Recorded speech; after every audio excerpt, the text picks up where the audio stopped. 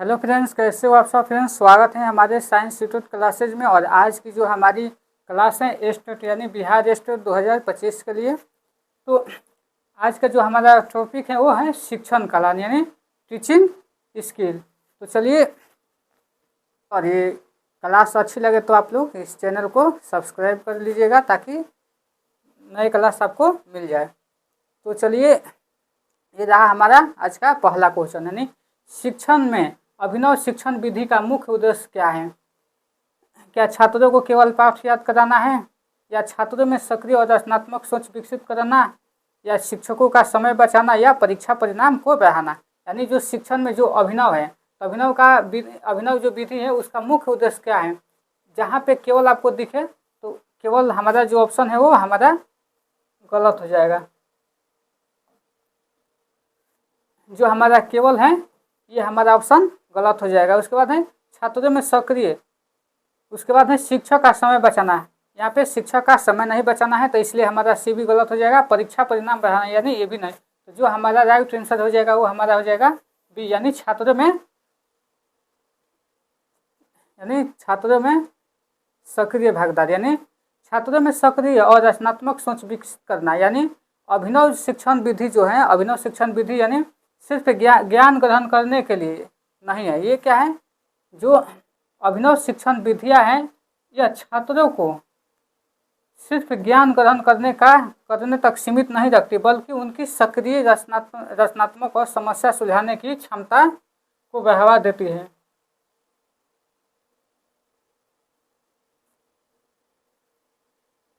उसके बाद है दूसरा क्वेश्चन हमारा कि कक्षा में प्रबंधन में अनुशासन बनाए रखना क्यों आवश्यक है। यानी कक्षा प्रबंधन में यानी अपने क्लासरूम को मेंटेन डिसिप्लिन यानी अनुशासन बनाए रखने क्यों आवश्यक है। क्या शिक्षा की प्रतिष्ठा के लिए, या सीखने की प्रक्रिया को प्रभावी बनाने के लिए, या छात्रों को डराने के लिए, समय बर्बाद करने के लिए नहीं। इसमें शिक्षक की प्रतिस्पर्धा के लिए नहीं, छात्रों को डराने के लिए भी नहीं, समय को बर्बाद करने के लिए नहीं। ये क्या हो जाएगा, ये बी हो जाएगा, यानी सीखने की प्रक्रिया को प्रभावी बनाने के लिए। जो इसका राइट आंसर हो जाएगा वो हमारा हो जाएगा बी, यानी सीखने की प्रक्रिया को प्रभावी बनाने के लिए। यानी कक्षा में अनुशासन ना होने पर ध्यान भटकता है और छात्रों को सीखना प्रभावी होता है। अनुशासन की सुनिश्चित करने में सभी छात्रों को समान अवसर मिलता है और शिक्षण प्रभावी बनता है।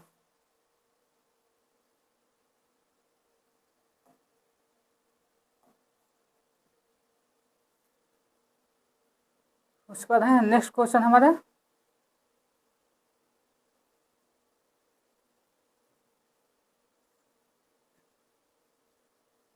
है कि सक्रिय शिक्षण यानी एक्टिव लर्निंग का प्रमुख लाभ क्या है। जो एक्टिव लर्निंग है, जो शिक्षण सक्रिय शिक्षण है, उसका मुख्य लाभ क्या है।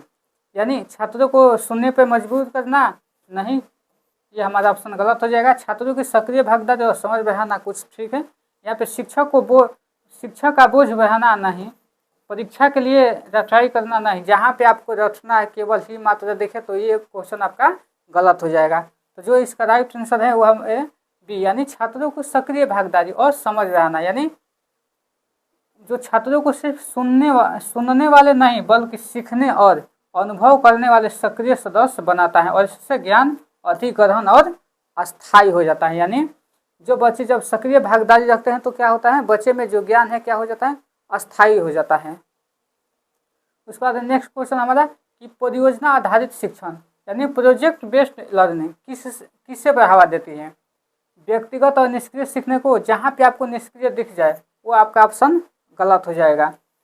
उसके बाद है सहयोगात्मक समस्या समाधान और रचनात्मक सोच को, या केवल। जहाँ पे आपको केवल दिख जाए, केवल शिक्षक की मेहनत को, केवल परीक्षा के अंक बढ़ाने के लिए नहीं। तो जो इसका राइट आंसर हो जाएगा वो बी हो जाएगा, यानी जो सहयोगात्मक समस्या समाधान और रचनात्मक सोच को,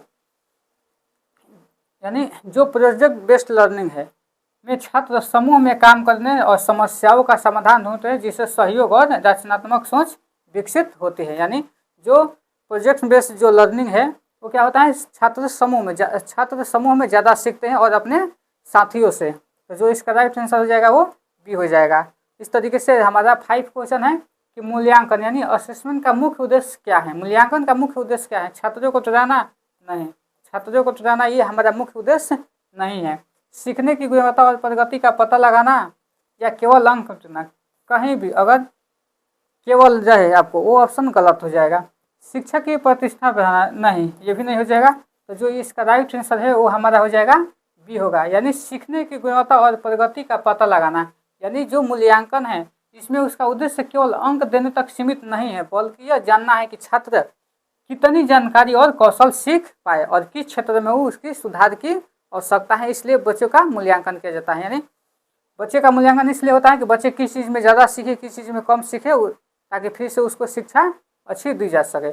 उसके बाद है नेक्स्ट क्वेश्चन हमारा है, शिक्षण में निर्देशात्मक विधि का मुख्य उद्देश्य क्या है। यानी जो डायरेक्टिव मेथड है इसका मुख्य उद्देश्य क्या है? छात्रों को सीखने देना, क्या छात्रों को सीखने देना इसका मुख्य उद्देश्य है? नहीं।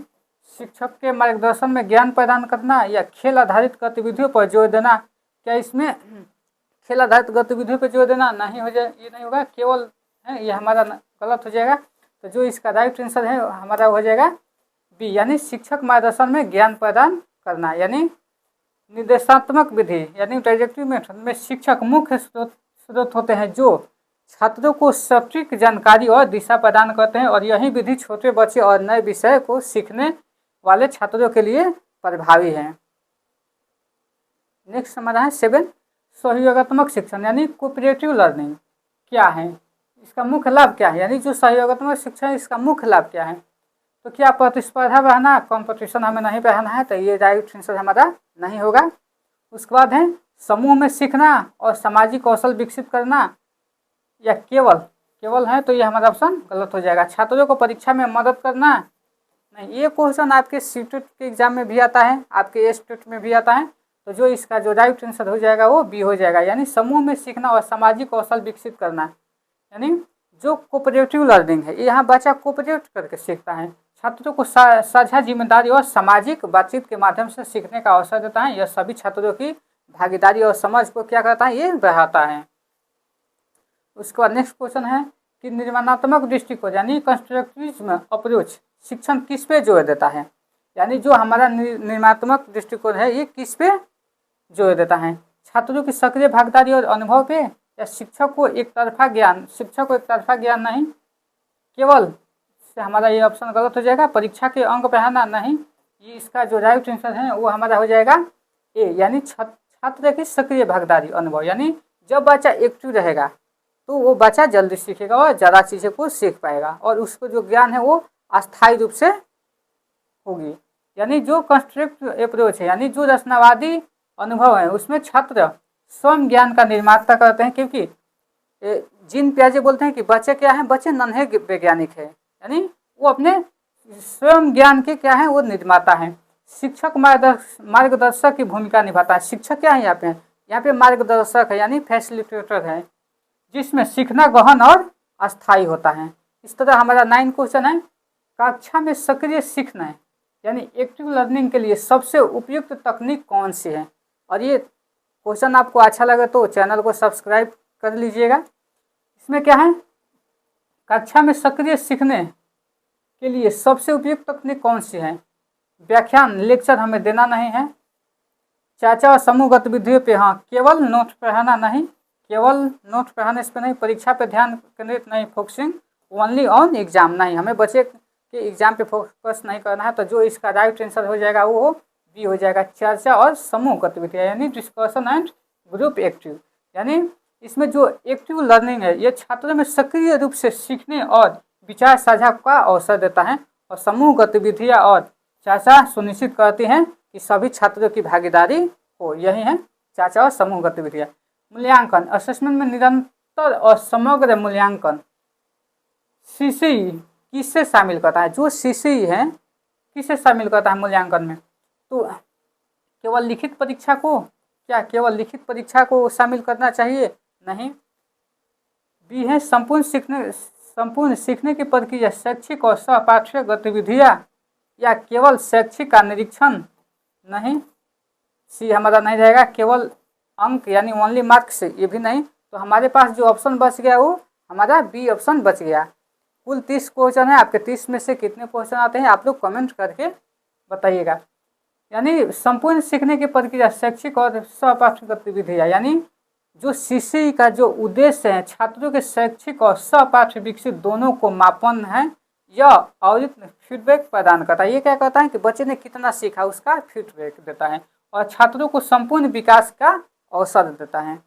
उसके बाद है 11 समावेशी शिक्षा यानी इंक्लूसिव एजुकेशन का मुख्य उद्देश्य क्या है। समावेशी शिक्षा क्या होता है? समावेशी शिक्षा में हर तरह के बच्चे आपको देखने को मिलेंगे, यानी विभिन्न प्रकार के बच्चों को, यानी समावेशी शिक्षा यानी आपको हर तरह का बच्चा, कोई बच्चा लर्निंग डिसेबिलिटी है या कोई बच्चा दिव्यांग है, यहाँ पे आपको समावेशी शिक्षा यानी उसका मुख्य उद्देश्य क्या है? केवल सामान्य छात्रों को पढ़ाना क्या? उसमें सिर्फ हम जो नॉर्मल स्टूडेंट है सिर्फ उसी को पढ़ाएंगे? नहीं, सभी बच्चों को समान अवसर शिक्षा देना या विशेष छात्रों को अलग करना। यहाँ पे विशेष छात्रों को अलग भी नहीं करना है और शिक्षक का कार्य का कम करना नहीं। ये क्या है? ये आंसर भी है, यानी सभी बच्चों को समान अवसर और शिक्षा देना। यानी जो इंक्लूसिव एजुकेशन का जो लक्ष्य है कि सभी बच्चे चाहे समान हो या विशेष आवश्यकता वाले हो, समान अवसर के साथ सीखे। यानी यहाँ पे हमारा कह रहा है कि चाहे अगर बच्चा विशेष आवश्यकता वाले हो या समान, वो दोनों हो, दोनों सीख सकता है। यही है हमारा इंक्लूसिव एजुकेशन। उसके बाद है नेक्स्ट क्वेश्चन है शिक्षक का मार्गदर्शन यानी टीचर गाइडेंस किसका विकास करता है? छात्रों की आत्मनिर्भरता और सोचने की क्षमता को, या केवल छात्र की दक्षता ही नहीं, शिक्षक की प्रतिष्ठा को और परीक्षा का परिणाम को नहीं। ये क्या करता है? ये जो बात है इसका राइट आंसर ए हो जाएगा। ये छात्रों की आत्मनिर्भरता और सोचने की क्षमता को, यानी मार्गदर्शन शिक्षक छात्रों को स्वयं सीखने और समस्याओं का समाधान ढूंढने में सक्षम बनाता है। उसके बाद नेक्स्ट क्वेश्चन हमारा है कि मूल्यांकन एक उद्देश्य है, केवल अंक देना? क्या अंक देने से मूल्यांकन हो जाएगा? नहीं।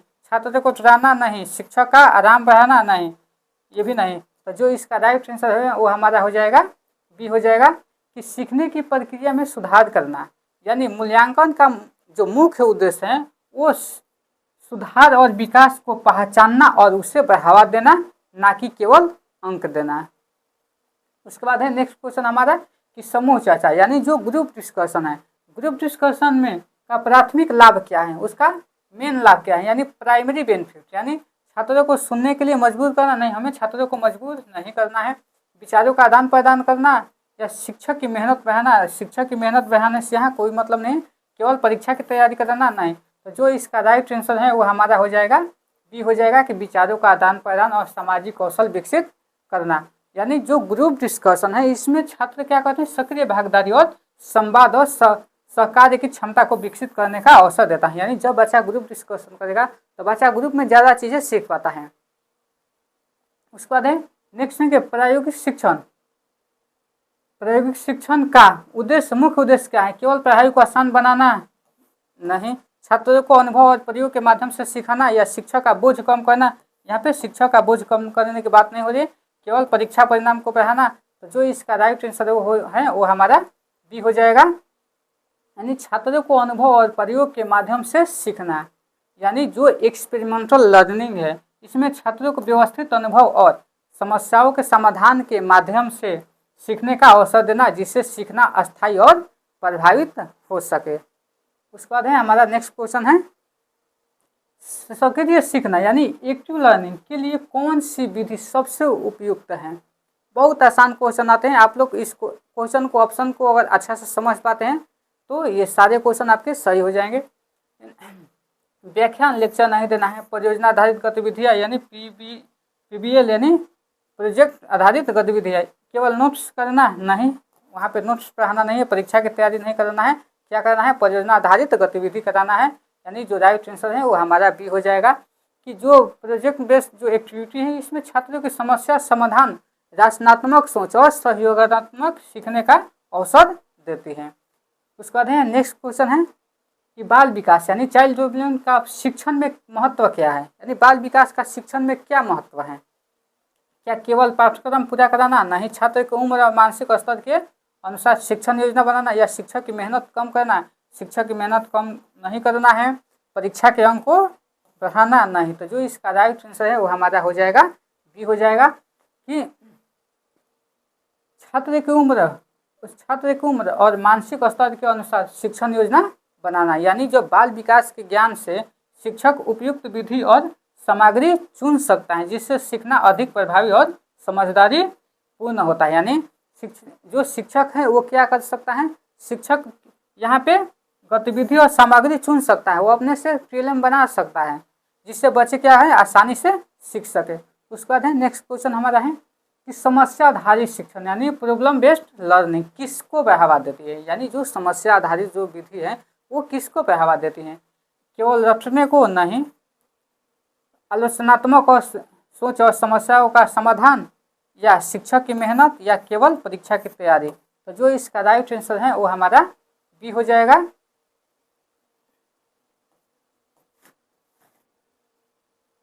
यानी आलोचनात्मक सोच और समस्याओं का समाधान, यानी जो प्रॉब्लम बेस्ड जो लर्निंग है इसमें छात्र वास्तविक समस्याओं का समाधान होते हैं और जिनसे सोचने और निर्णय लेने की क्षमता उनमें उनके अंदर विकसित होती है। उसके बाद है नेक्स्ट क्वेश्चन हमारा है कक्षा में सकारात्मक अनुशासन यानी पॉजिटिव डिसिप्लिन, हमें कक्षा में कैसा डिसिप्लिन रखना है, सकारात्मक यानी पॉजिटिव, क्यों महत्वपूर्ण है, यानी छात्रों को डराने के लिए नहीं, ये तो निगेटिव हो जाएगा।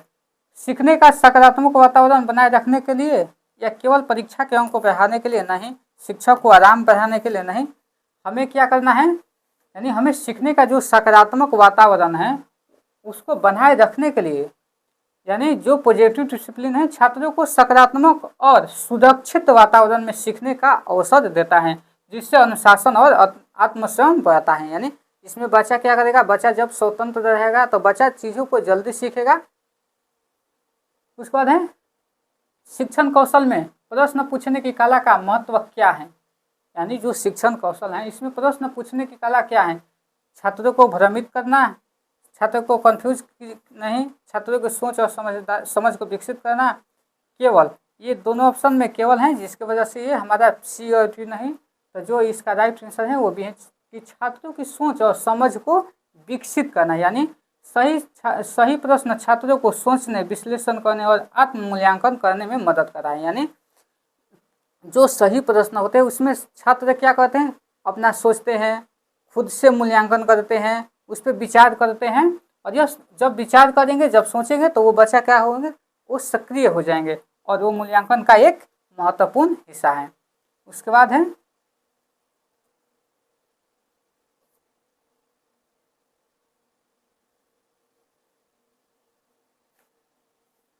नेक्स्ट क्वेश्चन हमारा है कि सक्रिय शिक्षण यानी एक्टिव लर्निंग में शिक्षक की भूमिका क्या होती है, केवल जानकारी देना नहीं, सिर्फ ओनली इन्फॉर्मेशन देने से नहीं होगा, मार्गदर्शक और सहायक, या छात्रों को रोकना नहीं, केवल परीक्षा के लिए नहीं।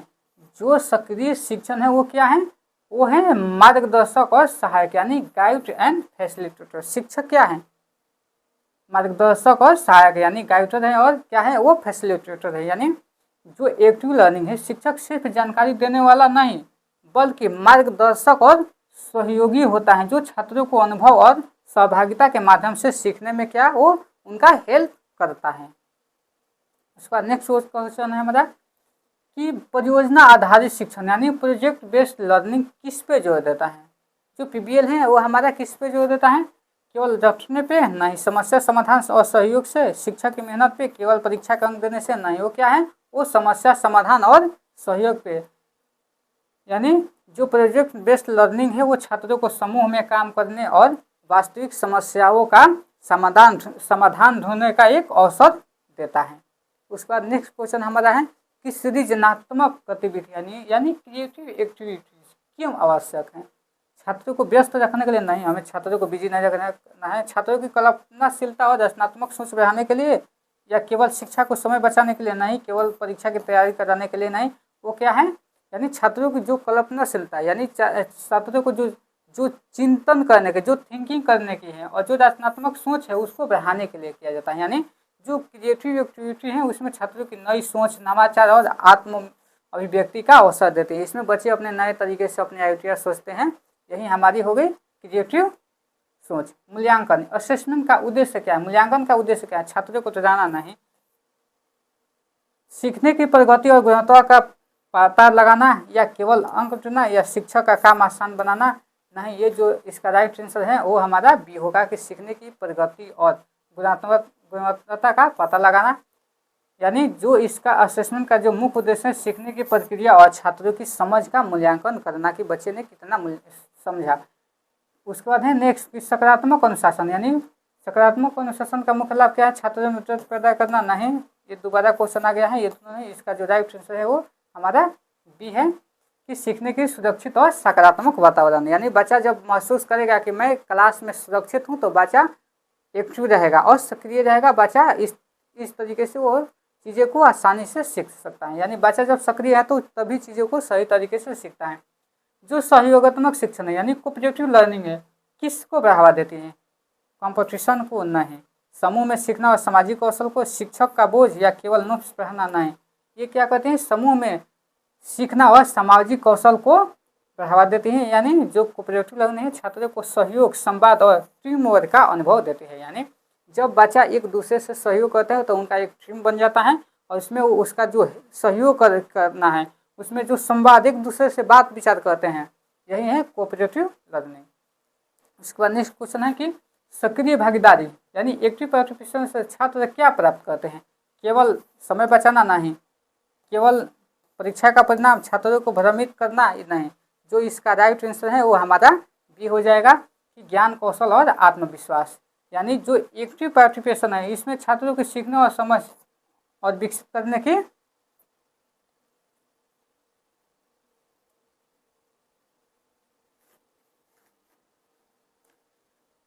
को बढ़ाने का अवसर देते हैं। उसके बाद नेक्स्ट क्वेश्चन है कि निर्देशात्मक विधि यानी डायरेक्टिव मेथड में शिक्षक की भूमिका क्या होती है? मार्गदर्शक होते हैं, मुख्य स्रोत और निर्देशक होते हैं, या सहायक होते हैं, या कोई भूमिका नहीं होती है? तो जो इसका राइट आंसर है वो हमारा क्या हो जाएगा? निर्देशात्मक विधि में शिक्षक की भूमिका क्या होती है? तो शिक्षक क्या है? वो एक गाइडर क्या है? वो मार्गदर्शक हैं। शिक्षक क्या है?